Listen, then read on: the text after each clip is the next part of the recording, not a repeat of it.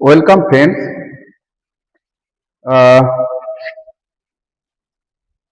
Good morning everyone. আজকে আমরা যে ক্লাসটাতে এসেছি, এই ক্লাসটার কিছুটা অংশ আমরা আগের দিন নিয়েছিলাম। ঠিক আছে, আজকে যেটা নেব, আজকে তার পরের কিছুটা অংশ। মানে আমরা যে স্টেজ অফ ডেভেলপমেন্টটা পড়ছিলাম, সেই স্টেজ অফ ডেভেলপমেন্টের কোনটা পড়েছিলাম আমরা? কোনটা পড়েছিলাম? শৈশবটা পড়েছিলাম। আজকে আমরা যেটা পড়বো সেটা হলো বাল্যকাল। ঠিক আছে, এই বাল্যকাল যে স্টেজটা, এইটার বয়সটা কত? এটাকে বলছে ইংরেজিতে কি বলছে? চাইল্ডহুড। কি বলছে? চাইল্ডহুড। তো এই চাইল্ডহুডের বয়সটা কত? 2 থেকে 11। 2 থেকে 11 বছর। ঠিক আছে, কত বছর? 2 থেকে 11। তো এটাকে আমরা বেসিক্যালি দুটো ভাগে ভাগ করে থাকি। একটা হচ্ছে আর্লি চাইল্ডহুড, আর একটা লেটার চাইল্ডহুড বা লেট চাইল্ডহুড। তো আর্লি চাইল্ডহুড যেটা, সেটাকে বেসিক্যালি 3 থেকে 5, এবং যেটা লেট চাইল্ডহুড সেটা 5 থেকে 11। এই বয়সটাকে আমরা মোটামুটি একটা ভাগ করে থাকি। তো এখন যেটা পরিবর্তন, যে এই যে স্টেজ অফ ডেভেলপমেন্টের মধ্যে এখানে কি চেঞ্জ হচ্ছে, তার দৈহিক বিকাশ। প্রথমেই দেখছি আমরা কি না, দৈহিক বিকাশ। দৈহিক বিকাশের মধ্যে দুটো অংশ আছে। কটা আছে? দুটো অংশ আছে। কি কি? একটা ওজনগত পরিবর্তন আর একটা উচ্চতাগত পরিবর্তন। তো এই ওজনগত পরিবর্তন যে অংশটা, এখানে কি হচ্ছে দেখো, এখানে দুটো যে ভাগ, একটা আর্লি আর একটা লেট। এই আর্লি চাইল্ডহুড মানে 2 থেকে 3 বছর বয়সের মধ্যে বাচ্চার ওজন কত হচ্ছে? 33 পাউন্ড। কত হচ্ছে? 33 পাউন্ড বৃদ্ধি পাচ্ছে। আর সেইটা 5 বছরে গিয়ে দাঁড়াচ্ছে 43 পাউন্ড। বুঝা গেল? তাহলে 33 পাউন্ড কখন হচ্ছে? 2 থেকে 3 বছর বয়স পর্যন্ত 33 পাউন্ডে গিয়ে পৌঁছাচ্ছে, এবং 5 বছর বয়স পর্যন্ত গিয়ে সেটা পৌঁছাচ্ছে 43। এর পরের যে স্টেজটা মানে আর্লিতে হলো, এবং লেট চাইল্ডহুডে সেখানে কিন্তু দেখো কি পাচ্ছে? হ্রাস হয়ে যাচ্ছে, তার ওজনটা হ্রাস হয়ে যাচ্ছে। বাড়িতে দেখবে অনেক সময় বলতে থাকে, ইস, বাচ্চাটার ওজনটা বাড়ছে না, কি হচ্ছে? ডাক্তার দেখাতে হবে। হাইটটা বাড়ছে না, ডাক্তার দেখাতে হবে। তো কখন হয়? এই লেট চাইল্ডহুডে, যখন অ্যাকচুয়ালি তার বাড়বে না বয়সটা, বয়সটা বৃদ্ধি পাবে কিন্তু আস্তে ওজনটা, উচ্চতাটা বাড়বে না। ওটা তার বৃদ্ধি হওয়ার টাইম নয়, এই টাইমে হ্রাস হচ্ছে। এরপর দেখো উচ্চতা। উচ্চতা কতটা বাড়ছে? 3 থেকে 5 বছর বয়সের ভেতরে তার 38 থেকে 43 ইঞ্চি বৃদ্ধি পাচ্ছে। মানে যার যেটা হাইট আছে তার থেকে 38 থেকে 43 ইঞ্চি বৃদ্ধি পাচ্ছে। বুঝা গেল? তারপরে দেখো যেটা পরের স্টেজটায়, মানে যেটা লেট লেট চাইল্ডহুডে 5 থেকে 11 বছরের যেটা, সেটাতে কিন্তু হ্রাস হচ্ছে। মানে সেখানে বৃদ্ধিটা হচ্ছে না, স্থিমিত হয়ে যাচ্ছে। এই 5 থেকে 11 যেটা লেট চাইল্ডহুড, এখানে আমরা ওজনটাও দেখছি স্থিমিত হচ্ছে, এবং হাইটটাও স্থিমিত হয়ে যাচ্ছে। মানে হাইটটাও অতটা বৃদ্ধি পাচ্ছে না, আর ওজনটাও অত বৃদ্ধি পাচ্ছে না। তো এইটা গেল আমাদের এই উচ্চতা এবং ওজনগত যেটা দৈহিক বিকাশের। এরপর দেখো, এই দৈহিক বিকাশের মধ্যেই আমরা কিছু অঙ্গ সঞ্চালনমূলক কাজ করতে থাকি। ঠিক আছে, এই অঙ্গ সঞ্চালনমূলক কাজের মধ্যে কি আসছে? যেমন 2 থেকে 3 বছর বয়সে, 2 থেকে 3 বছর বয়সের মধ্যে কি করা হচ্ছে? এখানে আমরা কি দেখতে পাচ্ছি? 2 থেকে 3 বছরে বাচ্চা হাঁটতে শিখছে, একদম প্রথম স্টেজে হাঁটতে শিখছে। তারপর দ্রুততার সঙ্গে হাঁটার চেষ্টা করছে, এবং দৌড়াতে পারে। দৌড়ানোর একটা টেন্ডেন্সি তার মধ্যে দেখা যাচ্ছে। দেখবে ছোট বাচ্চা যখনই দাঁড়াতে চলতে পারার সাথে সাথে সে ছুটতে শুরু করে দেয়, যার ফলে সে বারবার পড়ে যায়। এই জিনিসটা কিন্তু আমরা লক্ষ্য করি।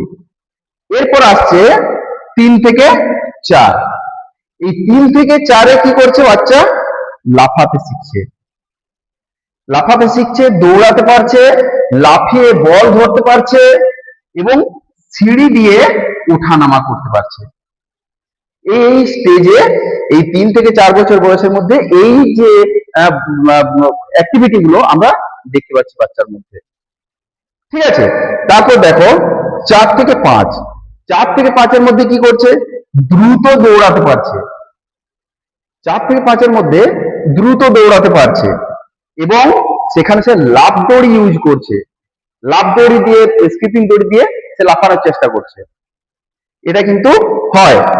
এবং সে সাইকেলে উঠছে, সেই ছোট ছোট সাইকেল হয় না বাচ্চাদের, সেই সাইকেলে সে উঠছে এবং সাইকেল চালানোর চেষ্টা করছে। এই জিনিসটা আমরা দেখতে পাচ্ছি 4 থেকে 5 বছর স্টেজে। 5 থেকে 6, 5 থেকে 6 কি না, দ্রুত লাফানো। সে দ্রুততার সাথে লাফাতে শিখে গেছে, সে চেষ্টা করছে দ্রুততার সাথে লাফানো এবং সে কি করে না, পার সেকেন্ডে, প্রতি সেকেন্ডে সে 12 বার পা ফেলার চেষ্টা করছে। মানে এতটা সে লাফালাফি ঝাপাঝাপি করতে করছে। ঠিক আছে, এই জিনিসটা আমরা দেখতে পাচ্ছি। এরপর দেখো 7 থেকে 11, 7 থেকে 11 বছর বয়সে কি করছে? সে ফুটবল খেলায় আগ্রহী, ফুটবল খেলতে চাইছে, খেলতে পারছে, ক্রিকেট খেলার চেষ্টা করছে এবং ইচ্ছা অনুযায়ী তার শরীরে সঞ্চালন করতে পারছে। যেমন হাত এরকম নাড়ানো, পাটাকে এরকম ভাবে নাড়ানো, হাত উপর দিকে তোলা বা পা ফাঁক করা, এই জিনিসগুলো, এই অ্যাক্টিভিটি গুলো কিন্তু তারা এই বয়সে করতে থাকছে। এটা কিন্তু আমরা খুব দেখতে পাই। তো এই যে স্টেজের এই যে দৈহিক বিকাশের মধ্যে এই যে এই এজের ভেতরে এই অ্যাক্টিভিটি গুলো বললাম, এগুলো কিন্তু বাস্তব উদাহরণ দিয়ে মাথায় রাখার চেষ্টা করবে। বাড়ির বাচ্চা কোন বয়সে কোনটা করছে সেইটাকে মাথায় আনার চেষ্টা করবে, তাহলে কিন্তু এটা কখনো ভুলবে না। ঠিক আছে, এরপরে আমরা নেক্সট যেটা দেখব সেটা এখানে আমরা প্রথমে যেটা পড়লাম সেটা একটা হলো। এরপর যেটা আছে অন্যান্য শারীরিক পরিবর্তন। এই অন্যান্য শারীরিক পরিবর্তনের মধ্যে আমরা কি দেখতে পাচ্ছি? 2 থেকে 11 বছর বয়সের মধ্যে ওদের মানে বাচ্চাদের কি হচ্ছে? এখানে শ্বাস প্রশ্বাস এবং হৃদযন্ত্রের গতি হ্রাস পাচ্ছে। মানে এর আগে বাচ্চাদের মধ্যে কি হয় না, সেখানে হৃদযন্ত্রের ইয়েটা খুব বেশি চলতে থাকে, খুব তাড়াতাড়ি চলতে থাকে। কিন্তু এই 2 থেকে 11 বছর বয়সের মধ্যে শ্বাস প্রশ্বাস এবং হৃদযন্ত্রের গতিটা আস্তে আস্তে ধীরে ধীরে ধীরে ধীরে যখন 11 বছর বয়স পর্যন্ত আসে তখন অনেকটা হ্রাস হয়। ঠিক আছে, এরপর দেখো ভাষাগত বিকাশ। ভাষাগত বিকাশের মধ্যে আমরা কি দেখতে পাচ্ছি? ভাষাগত বিকাশের মধ্যে আমরা দেখতে পাচ্ছি 2 থেকে 3 বছর বয়সের মধ্যে কি হচ্ছে? দ্রুততার সাথে হচ্ছে। ভাষার বিকাশটা 2 থেকে 3 বছর বয়সের মধ্যে দ্রুততার সাথে হয় এবং 3 থেকে 4 বছর বয়সের মধ্যে কি হচ্ছে? 2-4টি শব্দ দিয়ে সে বাক্য গঠন করতে পারছে। কি করছে? 2-4টি শব্দ দিয়ে সে বাক্য গঠন করছে। এরপর দেখো 5 থেকে 6 বছর বয়সে সে 10,000-এর কাছাকাছি শব্দ ভান্ডার কিন্তু তার মেমোরির মধ্যে লোড হয়ে যাচ্ছে। বুঝা গেল?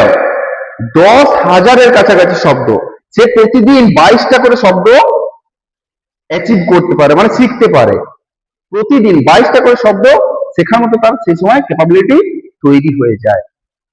তারপরে দেখো 6 থেকে 8, এই 6 থেকে 8 বছর বয়সের মধ্যে তার ভাষাটা এতটা দ্রুত পরিমাণে হয়, সেখানে সে ব্যাকরণ শেখার একটা আগ্রহ তার মধ্যে তৈরি হয়।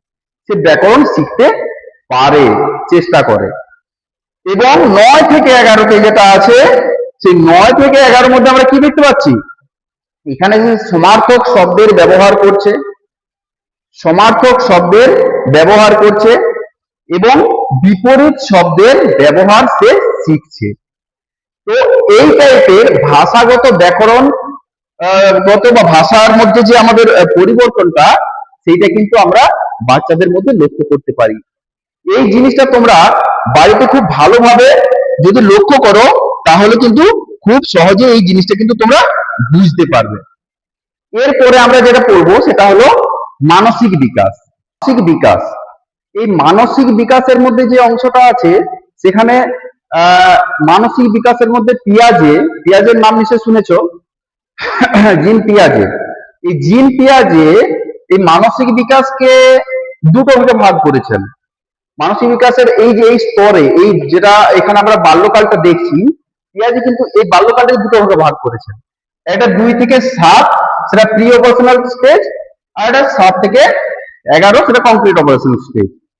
তো এই প্রি অপারেশনাল স্টেজ এবং কংক্রিট অপারেশনাল স্টেজের মধ্যে কি থাকছে, এই প্রি অপারেশনাল স্টেজ এবং কংক্রিট অপারেশনাল স্টেজের মধ্যে এরপর আমরা জিনিসটা দেখছি। ঠিক আছে, এখানে দেখো কি বলেছে 2 থেকে 7।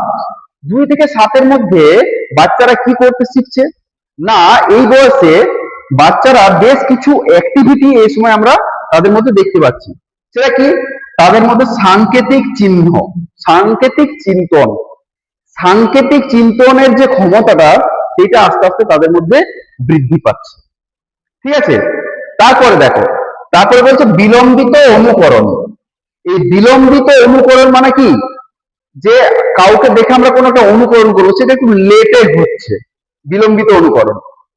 হ্যাঁ, তো বিলম্বিত অনুকরণটাও কিন্তু এই স্টেজের মধ্যে, 2 থেকে 7-এর মধ্যেই ঘটছে। অনুকরণ করবে কিন্তু একটু লেটে, দেখলো, দেখে জিনিসটা বুঝলো, বোঝার তার কিছুক্ষণ পরে সে সেটাকে অনুকরণ করবে, মানে কপি করবে, নকল করবে। তারপরে আত্মকেন্দ্রিক চিন্তন। এই সময় বাচ্চাদেরকে দেখবে, বাচ্চাদেরকে যদি কোনো কিছু দেওয়া হয়, সেই জিনিসটা নিয়ে নেবে, নিয়ে বলবে না এটা আমার, আমি দেবো না কাউকে। মানে তার এই যে আত্মকেন্দ্র, মানে শুধু নিজেকে নিয়ে চিন্তা, নিজে খেতে পারলেই হলো, সে আর অন্যের কথা এই সময় চিন্তা ভাবনা করতে পারে না, তার মধ্যে এই বিকাশটা তার মধ্যে হয় না। তারপরে দেখো সর্বপ্রাণবাদ। সর্বপ্রাণবাদ মানে কি না, সবকিছুর মধ্যেই প্রাণ আছে এরকম চিন্তা ভাবনা করতে গেলে।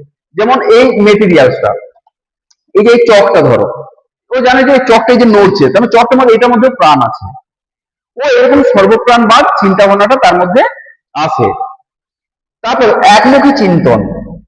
এই সময় বাচ্চাদের মধ্যে একমুখী চিন্তন, মানে ওরা এক ওয়েতে চিন্তন করবে, সেটা রিভার্স ভাবতে পারবে না। মানে এখান থেকে আমি ওখানে যেতে পারবো, কিন্তু আসা এরকম চিন্তা ভাবনাটা তার মধ্যে তখন আসে না। ঠিক আছে, মানে রিভার্স চিন্তা ভাবনাটা তার মধ্যে আসে না।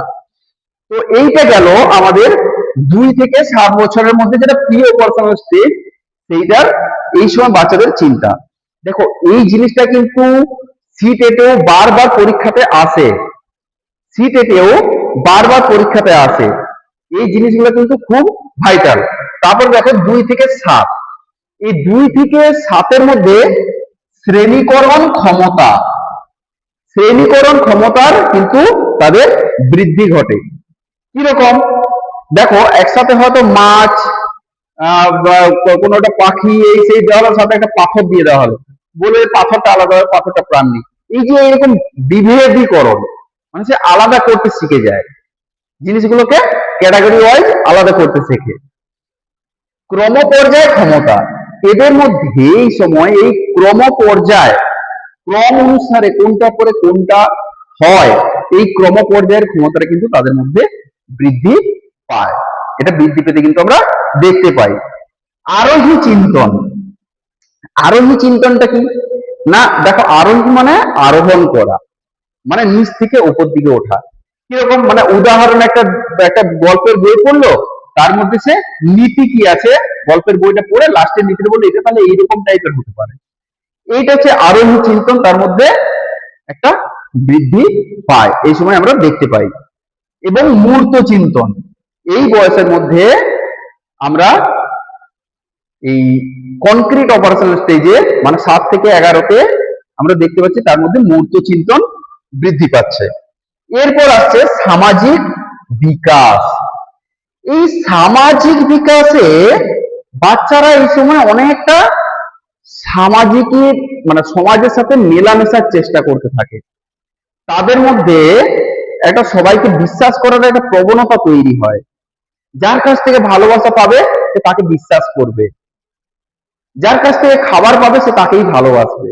এই যে এরকম চিন্তা ভাবনাটা কিন্তু তাদের মধ্যে সামাজিকীকরণটা হয়, এবং এই বয়সের লাস্টের দিকে আস্তে আস্তে তারা সবকিছু বুঝতে শেখে, যে সমাজে কোনটা কি হচ্ছে, কি ঘটছে, কি না, এটা আস্তে আস্তে ওরা 11 বছর বয়স অবধি বুঝতে শেখে। প্রাক্ষবিক বিকাশ, এই প্রাক্ষবিক বিকাশ মানে যেটা ইমোশন, একটা প্রায় পূর্ণবয়স্ক মানুষের মতনই তাদের মধ্যে ইমোশন চিন্তা ভাবনাটা চলে আসে। একটা প্রাপ্তবয়স্কের মধ্যে যেরকম ইমোশন থাকে, যেরকম প্রাক্ষবিক বিকাশগুলো হয়ে থাকে, তাদের মধ্যে এই বয়সে কিন্তু হয়ে যায়। এবং আসছে লাস্টে নৈতিক বিকাশ। প্রথমে তাদের মধ্যে নৈতিক বিকাশ না থাকলেও এই এজে লাস্টের দিকে কিন্তু এদের এই নৈতিক বিকাশটা আস্তে আস্তে ঘটতে শুরু করে। তারা অন্যকে নিজের জিনিসটা দেবে, অন্যের কাছ থেকে নেবে, অন্যকে হেল্প করবে, এই জিনিসটা কিন্তু নৈতিক জিনিসটা, অন্যকে অপরকে সাহায্য করা, এই জিনিসগুলো কিন্তু 11 বছর বয়স পর্যন্ত তাদের মধ্যে আস্তে আস্তে তৈরি হয়ে যায়। তো এটাই গেল আমাদের আজকে এই বাল্যকালের আলোচনা বা চাইল্ডহুডের আলোচনা। ঠিক আছে, এর পরের যে নেক্সট আসবে আমাদের কৈশোরকাল। ঠিক আছে, কৈশোরটা নিয়ে এর পরের ক্লাসে আলোচনা করব। ঠিক আছে, ওকে, ধন্যবাদ, সুস্থ থাকো, ভালো থাকো। আর যদি মনে হয় এই ভিডিওটা খুব ইনফরমেটিভ, তোমাদের খুব কাজে লেগেছে, তাহলে কিন্তু লাইক, শেয়ার এবং সাবস্ক্রাইব করতে ভুলবে না। ওকে, থ্যাংক ইউ সো মাচ।